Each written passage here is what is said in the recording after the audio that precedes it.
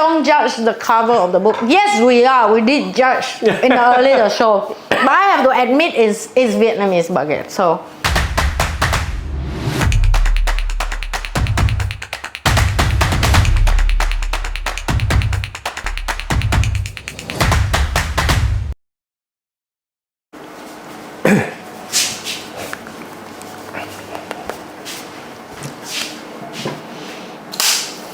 Good morning and welcome to another episode of Kampong Kid Cooks with and today we have what a perfect breakfast. We have bánh mì. Okay, I'm going to leave it very much okay Bánh to present.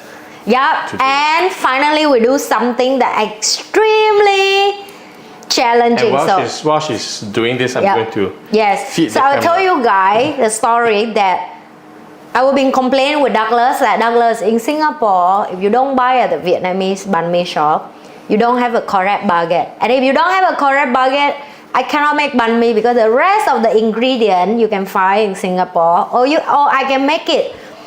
But then the baguette is the tough one. And then he been learning how to make it himself. And finally today is my first time trying his baguette, you know. It look a little bit burnt, but ugly. he told me it's just ugly. a look. It's just a look, ugly. okay? So let me tell you how the taste is after I done everything. So what do we need? Of course, we need a Vietnamese to make a banh mi. I'm kidding. Everybody can make it. Okay, so of course you need a tiny little. Oh wow, you really make small banh mi. You don't make a big No, one. let me show you how to cut it.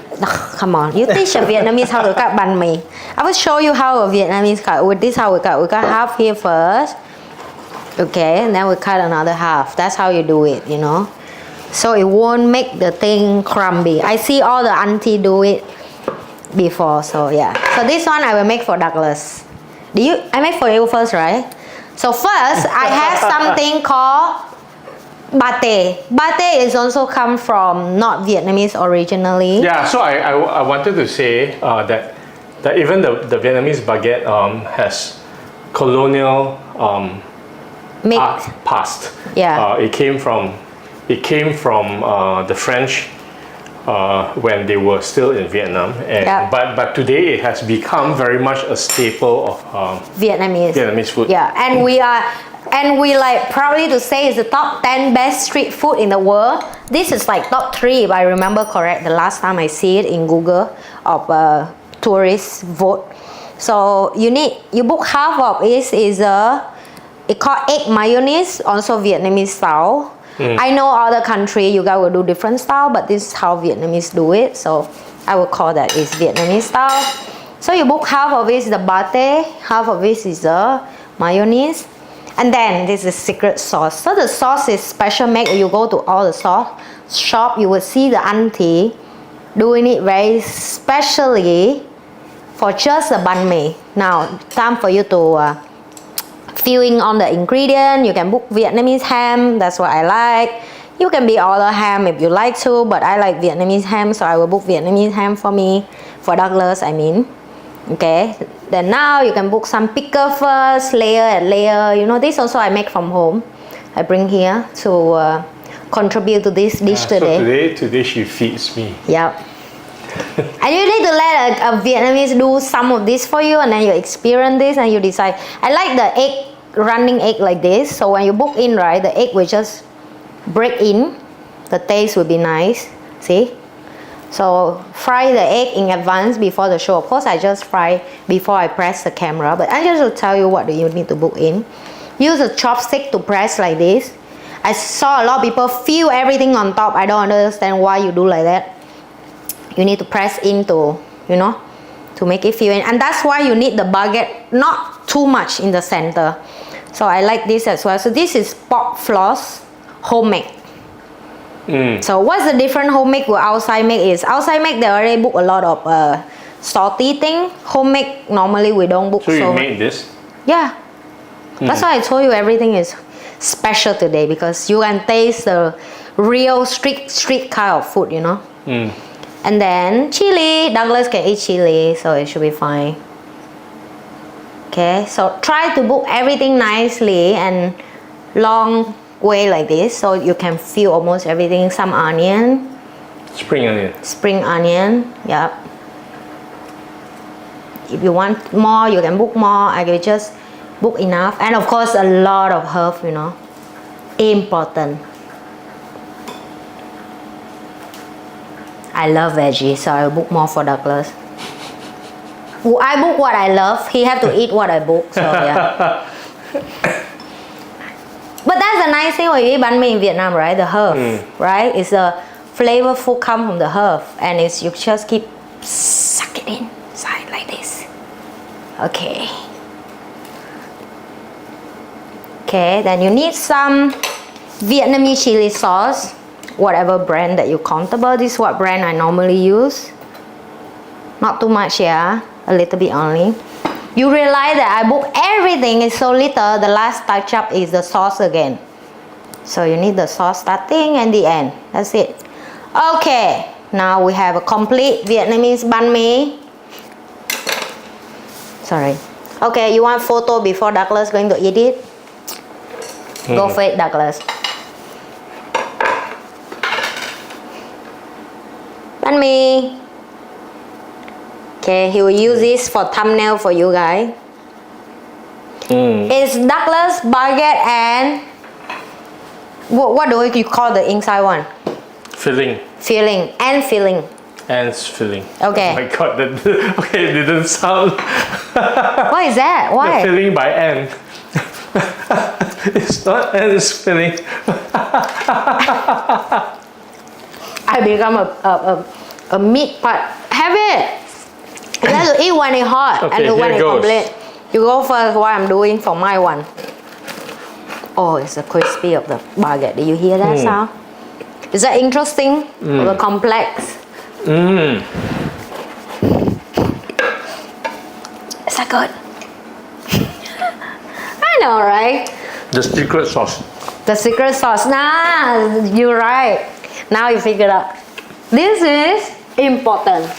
It gel up everything together, and it make it right. You know, it make it like okay. And you realize everything you just have to book a little bit. Everything a little bit just to be nice. You cannot book something too much. It also. It bring you a different level of from this to next, next. From the taste slowly come in your mouth. Is it good? I think we can have more after this after the show. So. Since Douglas is busy to talk, let's talk about the past and the future. These dishes remind me all the time a lot about how far Vietnamese can use the difficulty in the past. Because let's be real, if you learn history about this dish, it's very funny that just the poor people bring back from they work for French and they hungry and they just take the leftover food and make it become their own, you see. Really? Yeah. It's same like pizza, you know, right? It's same. So we just use from rich people and we're hungry.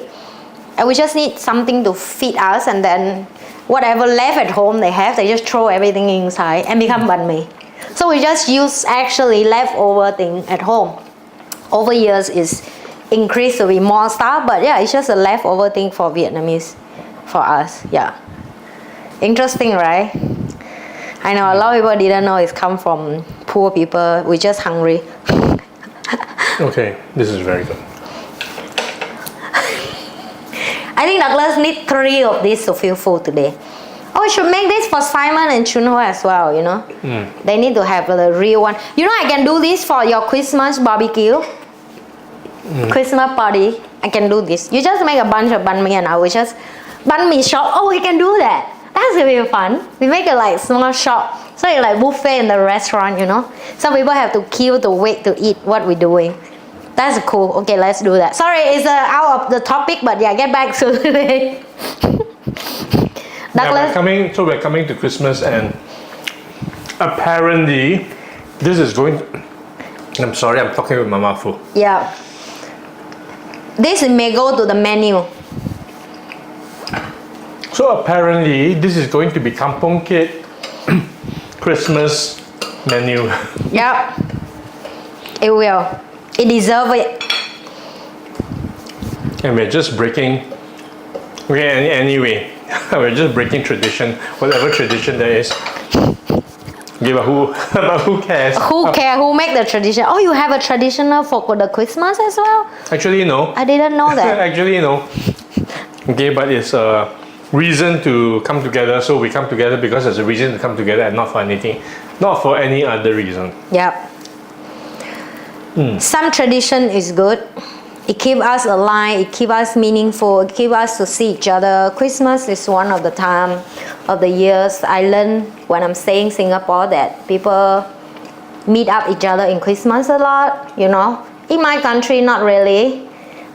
We are more like New Year's, like Chinese New Year time. Yeah, Singapore is a lot like Christmas time, I feel. Singapore more westernized. So yeah. Douglas is busy eating, guys. I'm sorry, I want to talk to you guys. Douglas is busy eating, guys. Yeah, Douglas is very busy eating. Do you see the green onion, which is so makes sense in the mouth? It's not too strong, but it's not less. It just gives you enough flavor, but it not give you like you know? Yep. So you have to have a good combination of all the herbs together to feel that in the mouth of the taste of it. I think you like my sauce, right? You want the recipe? Yes, please. I can make that later for you, so you can see. And you can keep it. The best part of this is I love it. Is I can keep in the fridge as long as I want. Every time I want to eat, I just need to heat up a little bit. What amount I want to eat, and you can use this even with noodle. You know, like white noodle. We just eat this. You know how do I learn this recipe? Again. It's from my time when I'm charity work for the temple. This is actually the sauce that in the temple they make for all the monks because they don't eat like us, right? So they actually eat soya sauce. So to make the soya sauce not boring, all the old lady in the place make this so all the monks can eat this with rice and tauhu, and it's so nice. I will make this sauce again next time with a different dish, so you guys can see how fun is it can be vegetarian as well. Anyway, come back. Now I eat because Douglas already eat. Douglas already, so Douglas needs to talk now. And White Ant is eating. So I'm just thinking that we are who we are today is a sum of all our experiences. It's a sum of all our experiences, all the things that we've done. Is the bread good? I have to ask about the bread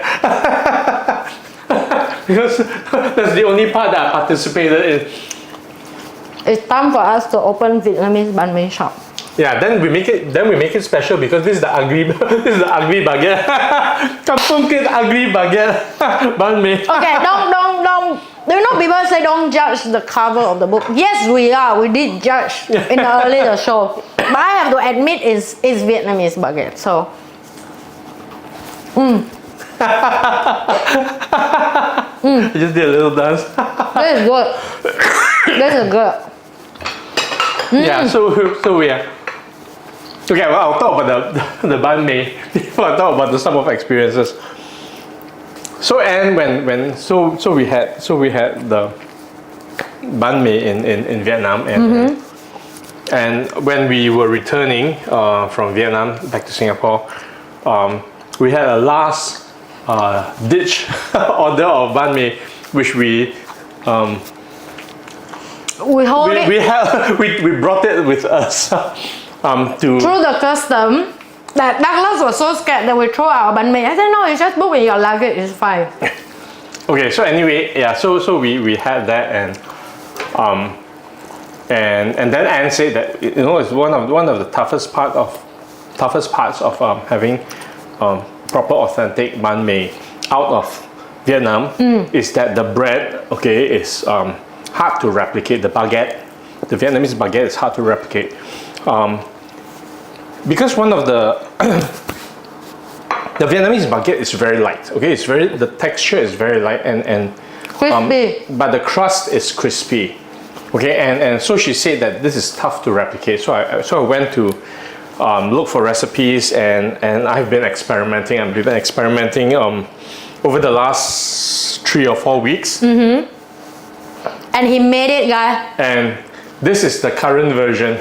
This is the current version. It is not the best looking, but it seems to pass the taste test. It seems to pass the taste test. The look is not right, but the taste is correct. So I'm still figuring out how to make it look prettier. But hey, you know, let's make it the ugly banh mi. Excuse me. You guys can see I'm finished it. Of course, it has to be the right taste. So we are so back to what I was talking about. We are a sum of our experiences. We are a sum of everything that we've been through in our lives, which is the outcome, which is the result of all the decisions and choices that we've ever made. Okay, that worked for us, as well as especially the decisions that we made that didn't work for us. We've had the universe, Great Spirit, or whatever you want to call it, throw us obstacles, challenges, problems that we need to solve, and as we get through each of them, inevitably the things that we take away, number one, we take away an experience of a struggle that money cannot buy. And even if you had the money to buy it, you won't. Nobody will. Okay, but more than that, we take away the learnings, the lessons. Okay, if we don't get the lesson from an experience, from an event, from a struggle or challenge, then we will have to repeat it. sorry. We'll have to repeat the experience, or we'll continue to get the experience until we get the lesson. Okay, so until we figure out how to resolve that challenge, obstacle, or problem, okay, it's going to keep happening.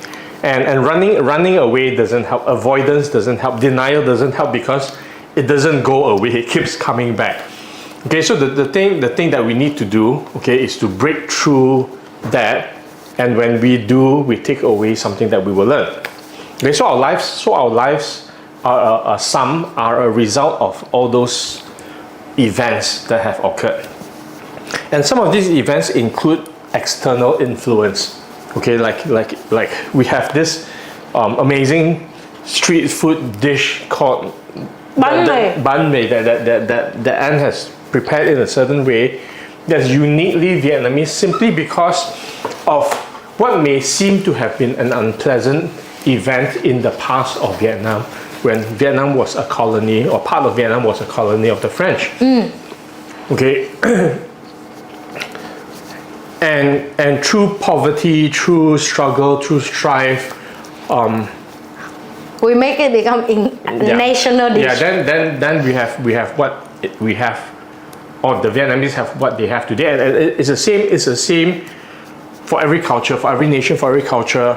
Even like Italy, I remember they don't have noodle, right? They learn from Chinese. Am I remember correct? Yeah. So there's always a debate of where the noodles come from, but we all have an impact on each other. We all are connected to each other. Where the world today is at the level of interconnectedness didn't just occur like this. Yeah. Okay, it was through hundreds and hundreds and hundreds of years of how humans interacted with each other, and there were dark periods that were not pleasant, okay, for some groups of people.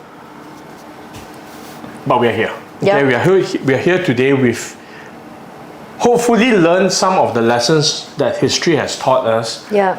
But I feel we are not there yet.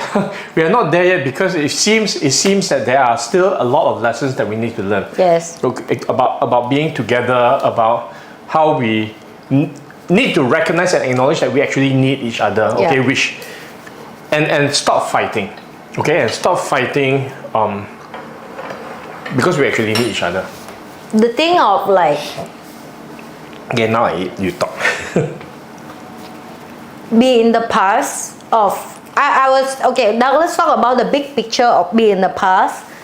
I will talk in micro level of a human being like me alone, because I think that will be relate with more people to understand, because it's very hard for you to don't even have food and then think of the world, you know. Let's be fair, because that's me in the past, you know. I would never think like I have so much of emotional and energy right now to focus on the bigger problem in the world, like climate change or like the animal in the world who like get destroyed by human, or the tree or the plant or the mountain or the weather or everything. It's just because I already solved first problem in my life, that worry about food and survive every day, right? So for me, I look other people right now and saw my past, and in the past I never feel appreciate my struggling in experience or go through that. I will look at that, it's like I'm always the bad luck child in the school. That's how I think, you know, like I already don't have parents raise me, and then I go to school, I'm a poorer kid. No matter how smart I am, the teacher will always favor to the kid who have a rich parent. And then I go out in the world, I don't have much friend. Every friend take advantage from me, play me. I'm people pleaser basically, try to make blend with everybody, make friend around. And I hate that feeling that I feel I'm a lonely person in the big world, right? And that's the past of my life. Blame as the victim, blame everything. But that's the only thing that I know. Right now I'm cross that, I look back, I'm grateful for that. Because can imagine if I never ever experienced on that, and I straight away born as a rich family type of baby. Don't get me wrong. If I born to that family, whoever kid right now who watching this video and you're lucky to born in that family, you have a different set of struggling. Now you have to fight to earn the right to work with a kid like me. Am I right to say that? Because that's what I face right now when I run big company, that the kid who are unprivileged never respect the kid who are privileged. And I am as a leader, or as a manager, or as a CEO, how do I let these two group people work well? It's a very, very tough topic that not many people willing to face it, but I will tell you, the past create the kid or create the employee for who they are and where they are today.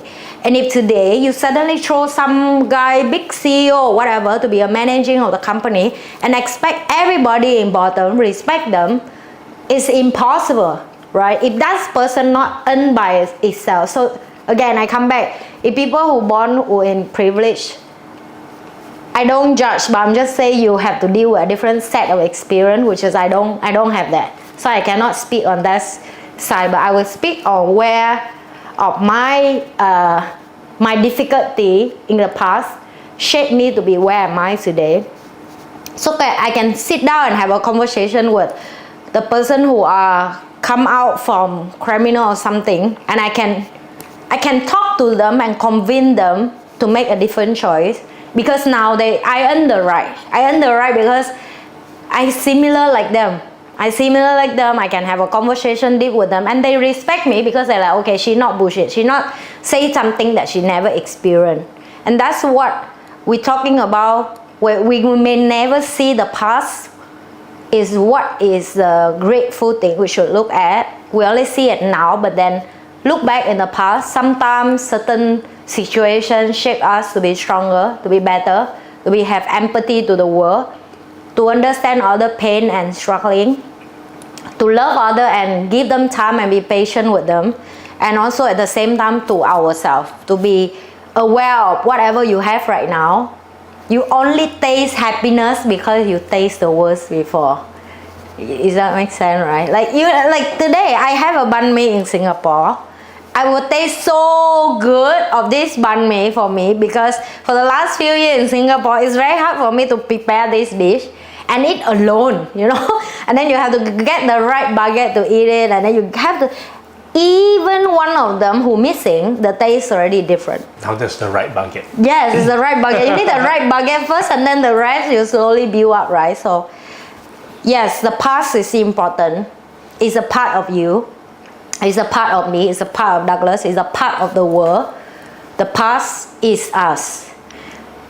Do we going to holding on that? And yeah, so it's not a matter of holding on to the past. The past is done. Okay, I think we need to say that the past is done, but we cannot forget the past. Yep. The past is done because we cannot undo it. We cannot go back in time and change. So the only thing we can do is to acknowledge. Actually, the most important thing is to acknowledge and recognize the value that we have derived from what has happened. Yep. Okay, and then utilize using that to then create the future. Yeah. Living in the present.